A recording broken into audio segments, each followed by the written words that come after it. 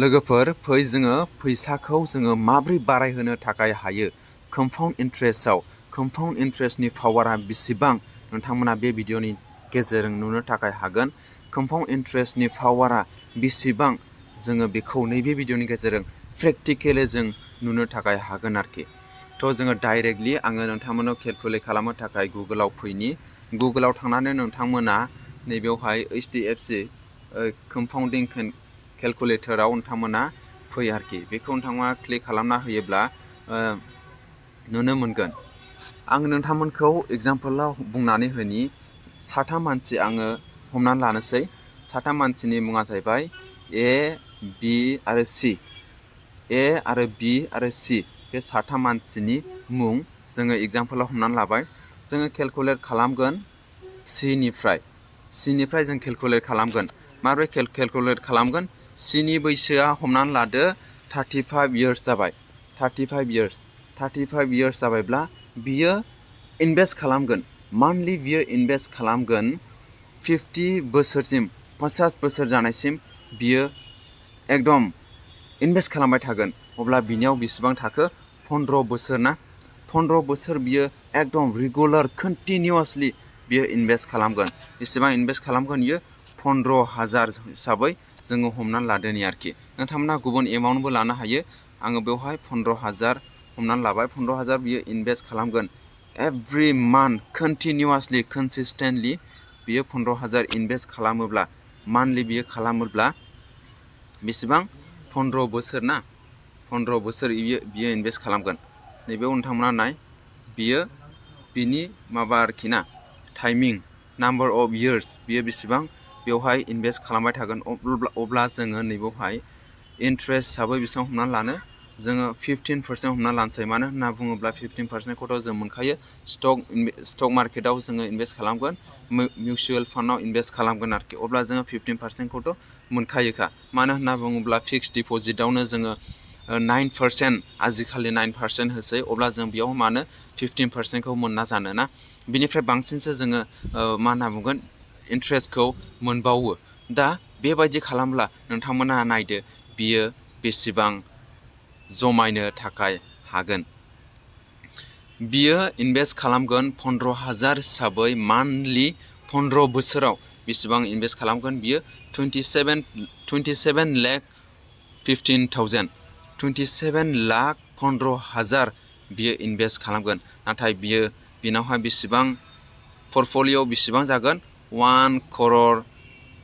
ना 1 crore बारा बिना पर्टफलिय'आ जागोन आरोखि अब्ला बियो बेसेबां इनभेस्ट खालामदोंमोन 27 लाख इनभेस्ट खालामनायावनो बेसेबां ग्र' जाखो बिनावहाय 1 crore बियो मोनहैबाय आरोखि फार एनियम 15% हिसाबै जोङो नायोब्ला बे पार्सेन्टखौ नोंथांमोना चेन्जबो खालामनो थाखाय हायो आरो नैबे इयारखौबो एमाउन्टखौबो जोङो चेन्ज खालामनो थाखाय हागोन आरोखि अब्ला बेसेबां बियो इनभेस्ट खालामो 27 लाख खालामनायावनो बेनाव बेसेबां फैखो 1 crore बेनावहाय बिनि पर्टफलिय'आ जायो आरोखि अब्ला जोङो बेथ' सिनि थांबाय नोंथांमोना बेवहाय जास्ट स्टार्टिं बिनि उनाव नायबाय था बियो बेसेबां बारायबाय थायो मानो होनना बुङोब्ला 15 बोसोरल' बियो माबा इनभेस्ट खालामबाय थादों जोङो बिनि माबाखौ नायनोसै बिखौ हमनानै लादो बिनि माबाया बियो 20 बोसोर माबा खालामगोन मा होनो इनभेस्ट खालामगोन हमना लादो बिनि बोसोरा 30 बोसोर जाबाय बियो इनभेस्ट खालामसिगोन 50 बोसोरसिम अब्ला बिनाव बेसेबां बोसोर थाबावखो 20 बोसोर थाबाय जोङो बेवहाय बिना माबाया गोलावैनो दंखायो नालाय एसे टाइमा बेनिखायनो बियो माने एमाउन्टखौ खम खालामबाय 10,000 बियो मान्थलि इनभेस्ट खालामबाय आरोखि हमना लादो 10,000 बियो इनभेस्ट खालामबाय मान्थलि खय बोसोर 15 बोसोर 20 बोसोर बियो इनभेस्ट खालामगोन आरोखि बेबो 20 बोसोर जागोन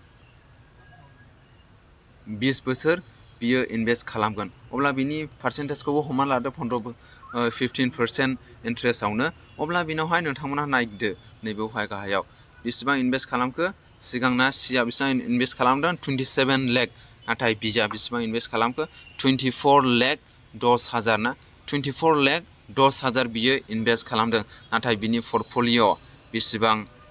इन्ट्रेस्ट बियो खालामखो नोंथांमोना नायोब्ला आसरित जागोन आरोखि ओरै फैदो 1.54 crore 1.5 crore बियो इन्ट्रेस्ट खामायगोन आरोखि बेसेबां बोसोराव 20 बोसोराव जुदि बेबायदि इनभेस्ट खालामबाय थायोब्ला बिनियाव पार एनियाम 15% हिसाबै 1.5 crore बियो इनभेस्ट खालामगोन बिनि 50 बोसोर जासेयाव बेबायदि जाहैगोन आरोखि ओके नोंथांमोना मिन्थिखाबाय जों कम्पाउन्डिं इन्ट्रेस्टआ माबायदि खामानि मावो जोङो लास्ट नायबावगोन एनि बेसेबां जागोन एनि पर्टफलिय'आ बेसेबां जागोन जोङो बेखौ नायनोसै हमना लादो एनि बैसोआ 20 बोसोरल' 20 बोसोरावनो बियो इनभेस्टमेन्ट स्टार्ट खालामबाय अब्ला बिनाव बेसेबां माबा थाबावखो 30 बोसोर बियो कन्टिनिउआसलि इनभेस्ट खालामगोन 50 बोसोरसिम नाथाय बियो बेसेबां इनभेस्ट खालामगोन 10,000 नङा बियो 5,000ल' इनभेस्ट खालामगोन मान्थलि 5,000 मानो होनना बुङोब्ला बेनाव गोलाव सम दं आङो 5,000 लिरबाय बेखौ माबाखौ नायदो 30 बोसोर खालामदो बेखौ 30 years ओके 30 years जाबाय बेखौबो 30 years खालामनोसै 30 years जाबाय 30 years अब्ला बेनाबो पार्सेन्टेजआ इन्ट्रेस्टआ बेनो 15% अब्ला नोंथांमोना नैबाव नायदो बियो बेसेबां इनभेस्ट खालामदों 18 लाखल' बियो इनभेस्ट खालामो ना 18 लाख इनभेस्ट खालामो नाथाय बिनि पर्टफलिय'आ बेसेबां जागोन नोंथांमोना नायोब्ला आसरित जागोन आरोखि देरे आराय नोंथांमोना नुनो थाखाय हागोन 3.55 crore 3.5 crore बांसिन बियो पर्टफलिय' बानायगोन ना जाया बेबायदि सिस्टेमाव इनभेस्ट खालामो नोंथांमोना नायदो नोंथांमोना बुजिबाय जानो हागौ नायदो ना इनभेस्टमेन्ट खालामनाया एमाउन्टजों खोथा गैया इनभेस्टमेन्ट खालामनाया लं टाइम प्लेजोंसो खोथा दङ नोंथाङा बेसेबां गोलाव बोसोर इनभेस्ट खालामबाय थानो हागोन इनभेस्टमेन्टआव कन्टिनिउआसलि कनसिस्टेन्टलि इनभेस्ट खालामबाय थानो हागोन बेजोंसो नोंथांनि गोबां एमाउन्ट इनभेस्ट खालामनायजों खोथा गैया बेनिखायनो 200 300 500 600 नोंथाङा जेसेबां एमाउन्ट स्टार्ट खालामनो हायो दिनैनो इनभेस्ट खालामनो स्टार्ट खालामखादो आरोखि मानो होनना बुङोब्ला टाइमजोंसो बियो जायो बेनि कम्पाउन्ड इन्ट्रेस्टआ टाइमजोंसो बिनि इन्ट्रेस्टआ पार एनियाम बारायबाय थायो नोंथांमोना बेयाव क्लियारलि बुजिबाय जानो हागौ सोर इनभेस्टखौ बांसिन खालामदोंमोन 27 लाख सोर खालामदोंमोन सियासो बांसिन मोननांगौमोन 27 लाख जाया इनभेस्ट खालामदों नाथाय सोर खालामखो एआ बेसेबां खालामदों 18 लाखल' इनभेस्ट खालामदों 18 लाख जाया खम इनभेस्टमेन्ट खालामदों बेसो बांसिन बियो पर्टफलिय' बानायदों अब्ला नोंथांमोनाबो क्लियारलि बुजिबाय जानो हागौ बियो लं टाइम प्लेजोंसो जायो बयबो बे फर्मुलाखौ बाहायो बिलियनियार मिलियनियार गासैबो बे बुहुमाव जायफ्रा धोनिसिन गासैबो बिसोरो बुंगोन बिल गेट मोना बुंगोन जायहा इनभेस्टमेन्ट एक्सपार्टफोर दानि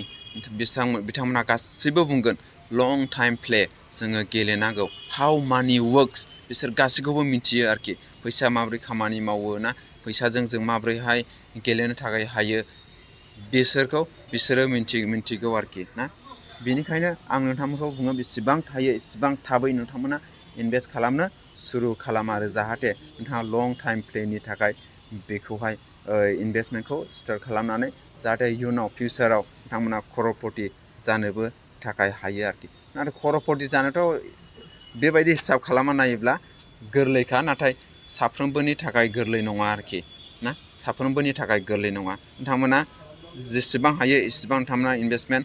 सुरु खालामनो नाजा बेखौल' आं नोंथांमोनखौ रिकमेन्ड खालामो आरोखि थेंक इउ स' माच